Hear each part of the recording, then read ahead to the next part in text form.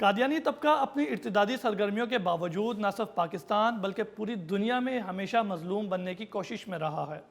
मगर यह हकीकत है कि कादियानी जहाँ पर ताकत में थे या जहाँ पर इनका असर व रसूख है, वहाँ पर इन्होंने हमेशा मुसलमानों के ख़िलाफ़ जुल्म व बर्बरियत का मुजाहिरा किया है।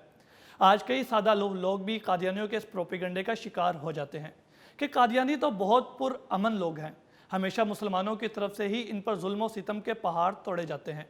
ऐसे सादा लोगों को 1974 से पहले कादियानियों की तारीख को पढ़ना चाहिए, जिसकी वजह से कादियानियों के ख़िलाफ़ एक मुनज़्ज़म तहरीक चली और इस तहरीक के नतीजे में इन्हें काफिर करार दे दिया गया। इसके पीछे भी कादियानियों के गुंडागर्दी, जुल्म सितम और तशद्दुद का अंसर शामिल था। आज भी पाकिस्तान में कादियानियों को अक़लियत करार देने के बावजूद वह ख़ुद को अक़लियत मानने पर तैयार नहीं। हुकूमत और आइन की तरफ से जो इन पर पाबंदियाँ लगाई गई हैं, वो इन्हें तस्लीम नहीं करते।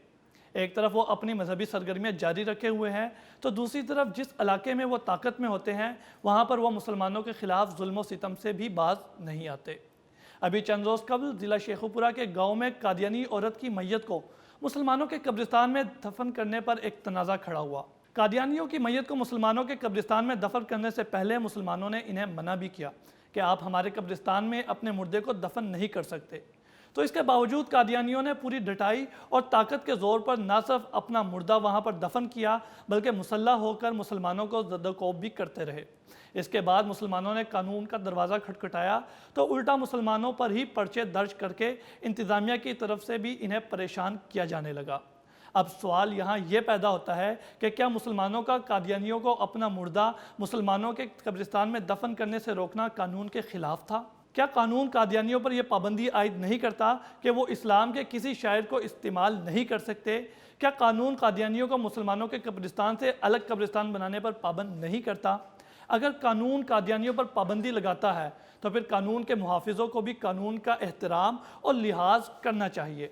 जैसे ईसाइयों और दूसरे गैर मुस्लिम्स के मुर्दे मुसलमानों के कब्रिस्तान में दफन नहीं किए जा सकते, बैना कादियानी भी अपने मुर्दों को मुसलमानों के कब्रिस्तान में दफन नहीं कर सकते।